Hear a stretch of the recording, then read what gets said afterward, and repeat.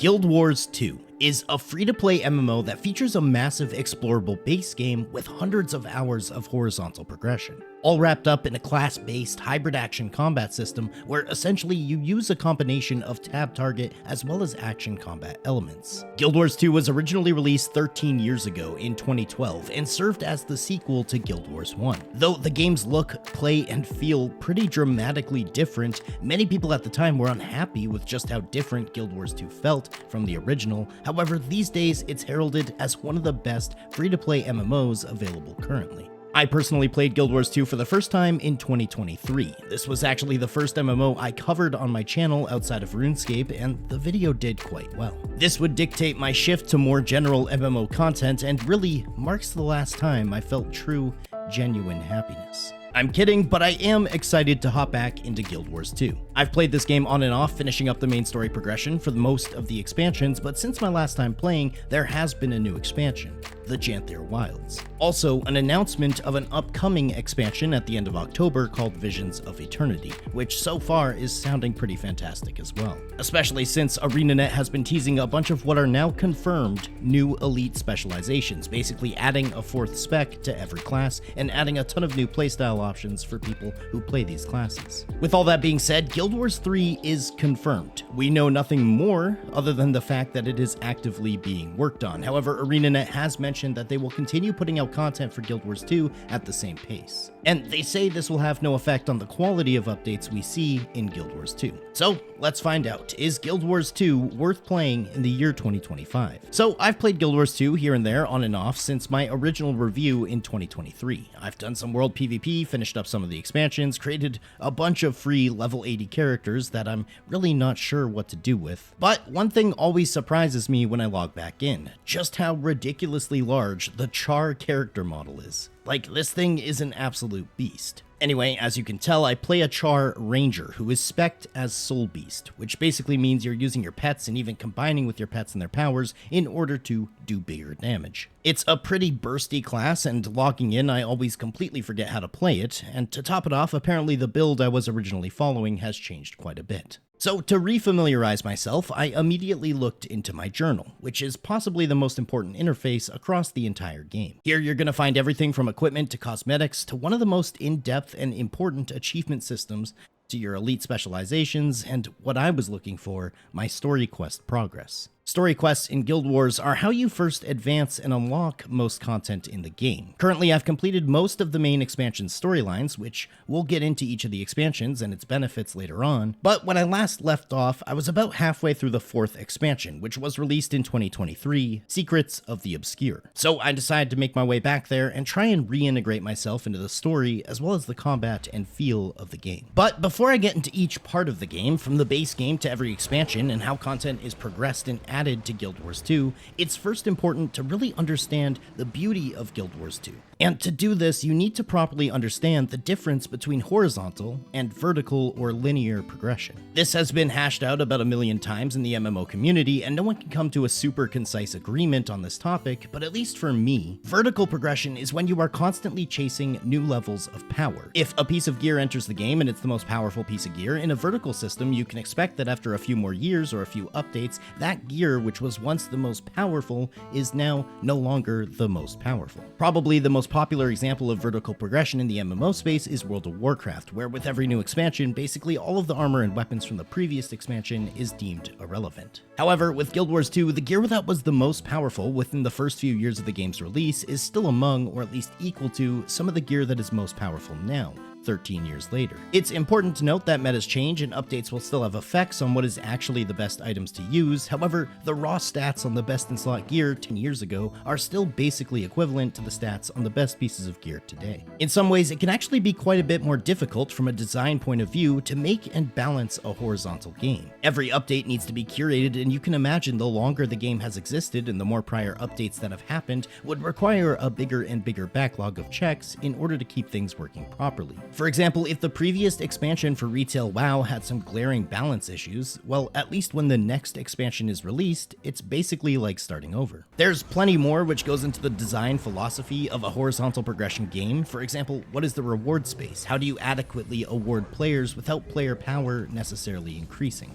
It's a good question, and as we go through this review of Guild Wars 2, hopefully I can come closer to answering that for you. So with all that being said, Guild Wars 2 is basically the king of horizontal progression when it comes to MMOs. But really, Guild Wars 2 takes the cake in this regard, mostly just due to its staggering amount of horizontal content. For example, reaching the max level of 80 in Guild Wars 2 is widely considered to just be the tutorial. This takes you through most, if not all, of the base game zones, as well as the entire base game story. But once you're level 80, you're still working on a horizontal system known as masteries, and your character will acquire mastery points, which are account-wide. Within this mastery system, you'll find a plethora of unlocks, almost similar to something you might find in a single-player RPG. These can be completely game-changing unlocks with things like housing systems and flying mounts and sailing and fishing, and basically, an account that has maxed out every mastery versus a fresh level 80 is pretty much playing an entirely different game. Just within the game currently, there are 36 different mastery tracks with over 700 obtainable mastery points that you can put into these tracks. Completing this entire endeavor would most likely take thousands of hours, and this is only set to increase with the new expansion coming out in just a couple of months. So now that you understand a bit how progression works in Guild Wars 2 in this sort of non-vertical, more horizontal sense of reward space, I want to quickly go through what you can expect from Guild Wars 2 as a free player, and then go through each of the expansions and explain what you can expect from those as well. So the base game.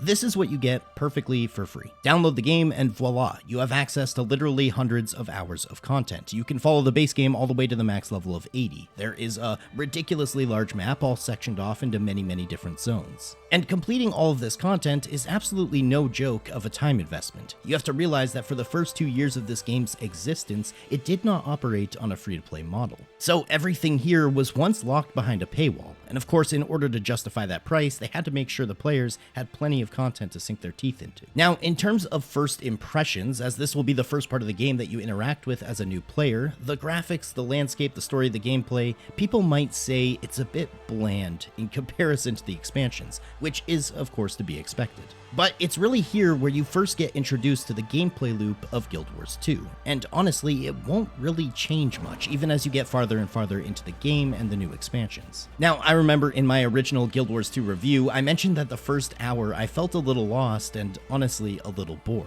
I think that's a common experience for people who might be new to the game. This is because Guild Wars 2 requires almost a bit of a mindset shift in terms of understanding how to enjoy the game. Progression feels and operates a little differently than your standard MMO, and if you've played any Elder Scrolls Online, you're going to find it has a very similar gameplay loop. Basically, in terms of leveling and experiencing the game, this is going to be done almost entirely through map exploration and completion. Each zone has access to story quests, vistas, landmarks, waypoints for fast travel, side quests, solo events, group events, side events, and even main events where you might kill world bosses or multiple world bosses. And you might be thinking to yourself, well, who's going back to the base game and participating in these events?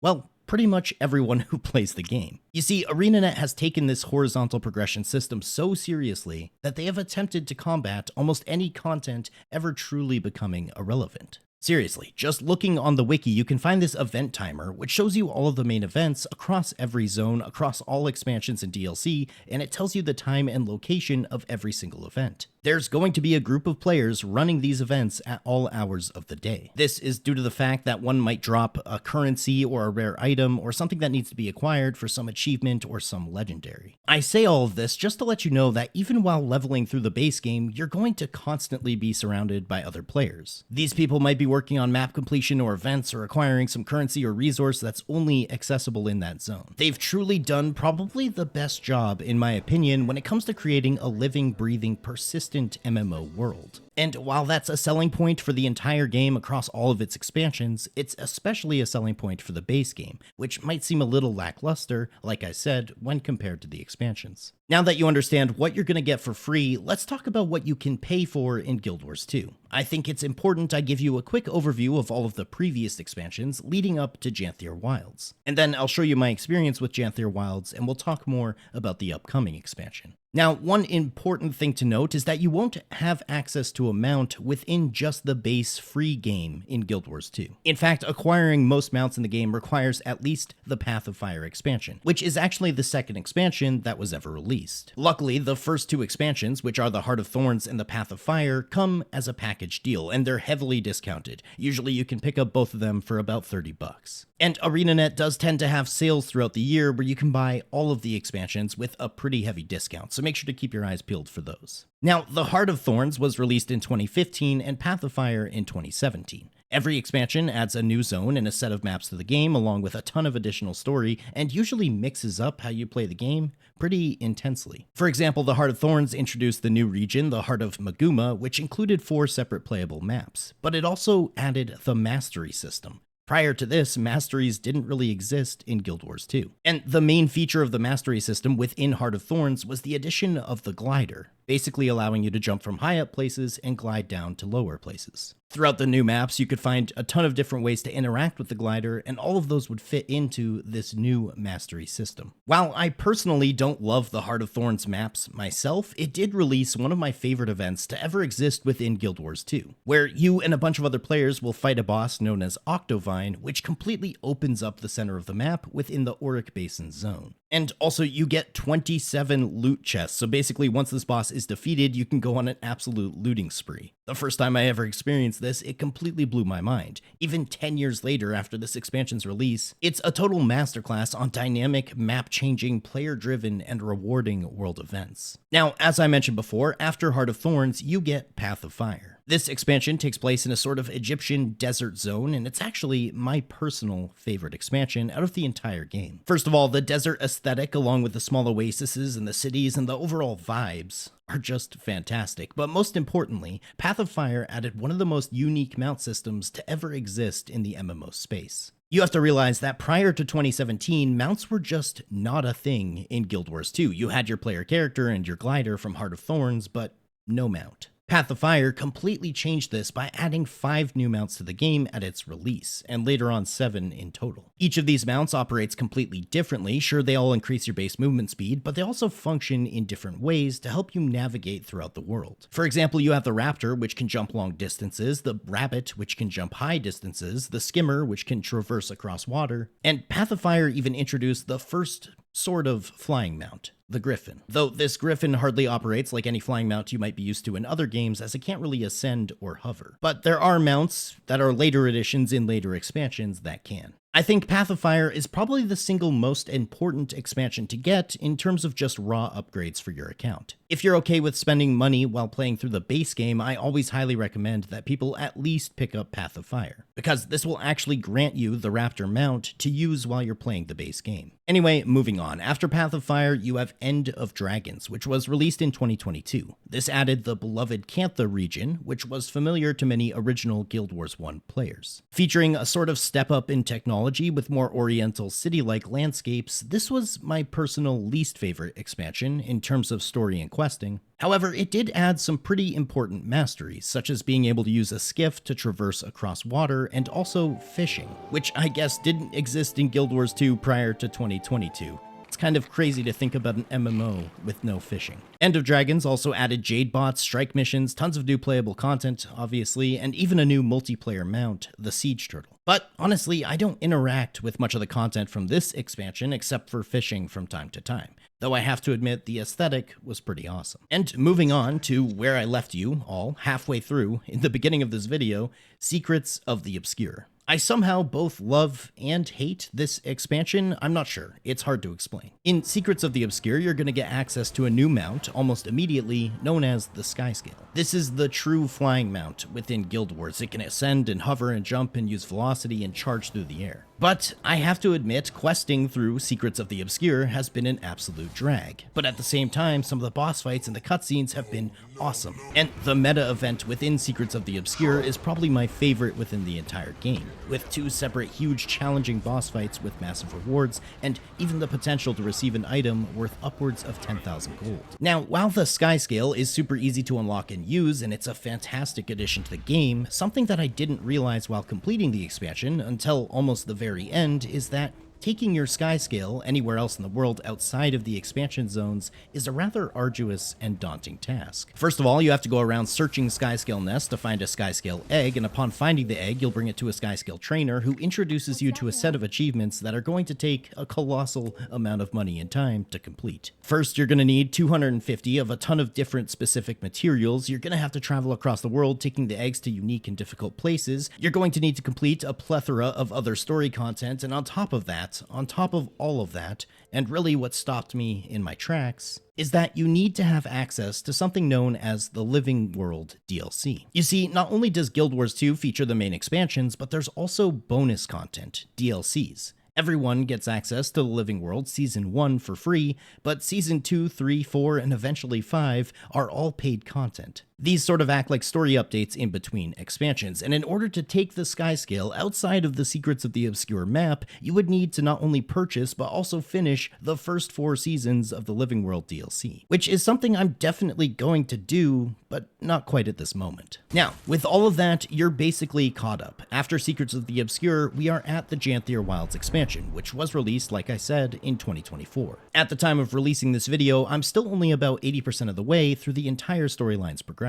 I found Janthir Wilds to be a nice callback to a bit of a simpler, less high fantasy, more simplistic vibe in terms of its aesthetics. You'll find the wilds are filled with wolves and bees and the Kodan, a new bear-like race that you'll be interacting with. This expansion saw an upgrade to the Warclaw mount, which was originally released a short while after Path of Fire. This mount used to only be usable inside of World vs. World or PvP situations. However, now after Janthir Wilds, you can take it out and use it as more of a combat-driven mount with a few unique abilities, like taking down trees. On top of that, every class gets access to a new weapon, the Land Spear. Previously, spears were aquatic-only weapons, meaning that you could only use them in underwater situations, but now, through the Mastery system, you can get a Land Spear. The first one you acquire actually looks pretty awesome, and the abilities are a ton of fun to use, and it seems to do a fair amount of damage. In fact, my new build recommends I use the Land Spear as my secondary weapon, so that's exactly what I did. Furthermore, and probably the biggest and most hype addition to the game from the Janthir Wilds expansion is the Homesteading Mastery,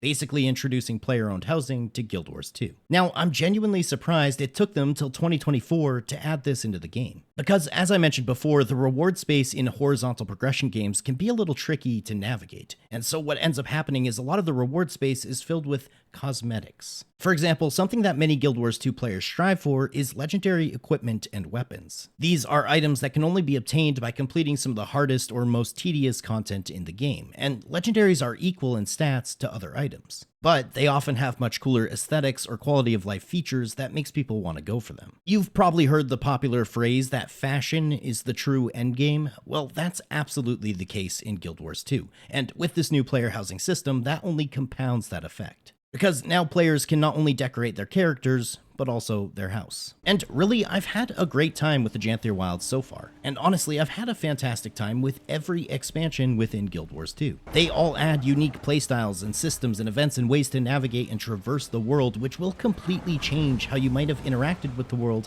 prior to owning that expansion. It's probably the only MMO I've ever played in which purchasing an expansion will actually dictate how you interact with other expansions that you purchase later on. Now, there's plenty more to Guild Wars 2 outside of the expansions, of course. The holiday events are always particularly exciting. The World vs. World PvP system is one of the only MMO PvP systems that I genuinely find myself craving to go play again and again. You team up and take on a mix of PvP and PvE while trying to dominate sections of the map, and this results in some pretty great rewards. You also don't necessarily need to find a guild or specific people to play with, as oftentimes you can just hop into the World vs. World map and join one of the groups that are already going. Another amazing aspect is the fact that this game just throws multiple level 80 characters at you. For example, upon reaching level 80, you get a brand new level 80, and every time you purchase an expansion, you also get a brand new level 80. The nice thing about this is the vast majority of progression within Guild Wars is account-wide. So all your mounts, your masteries, your homesteading, your banking, your money, so much is account-wide. And this makes hopping on a fresh level 80 a little less daunting, considering they have a massive amount of access to everything you've spent so much time unlocking thus far. But now, let's talk about this new expansion, set to release on October 28th, Visions of Eternity. Now, this is going to feature a ton of normal additions that you can expect through expansion releases, such as a new zone known as Kastora. There's there's going to be a new homestead added, as well as a ton of enhancements to the skimmer mount, which if you remember is the one that glides across water. Apparently it's going to be able to dive and soar and go a bit faster than before. But really, the main addition is these new elite skills specializations, which Arenanet has been teasing online with images for the past few months.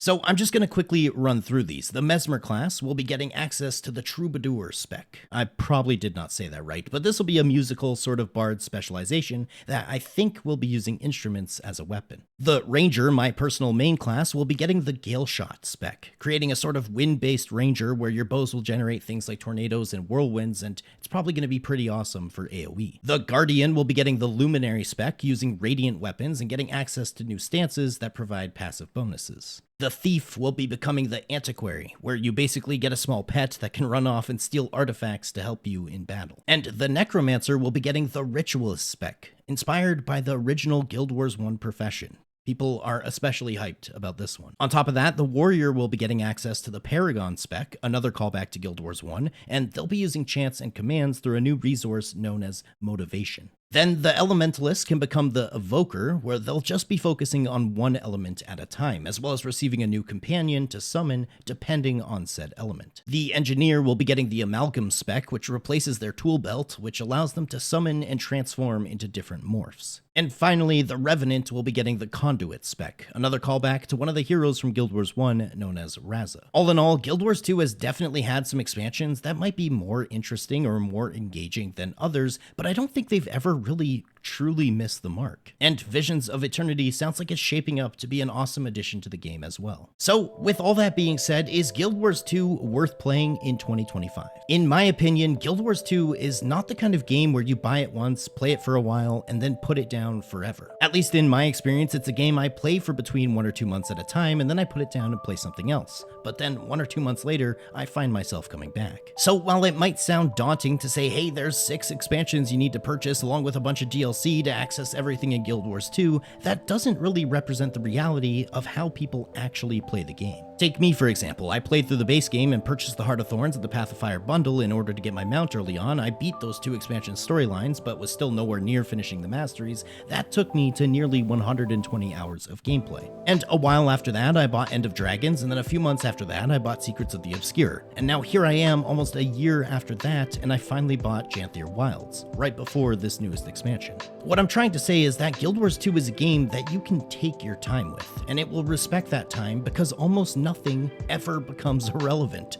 Literally ever. So is it worth playing in 2025? Absolutely. In my opinion, Guild Wars 2 is one of the single best MMOs to play right now. Between this game and ESO, I have completely fallen in love with horizontal progression systems in a way that I never knew I would prior to trying them myself. I really hope moving forward, Arenanet takes some of the best parts of both Guild Wars 1 and 2 and applies them to Guild Wars 3, while adding something new and innovative. So not only am I optimistic about Guild Wars 2, but I'm optimistic about the franchise, and I don't think I can really attribute that same praise to any other MMO on the market. But I want to say a massive thank you to everyone who made it to the end of the video. Don't forget a like, a comment, a sub. Those things help a bunch, and if you really enjoyed the video, consider becoming a channel member. But I'll catch you all in the next one later.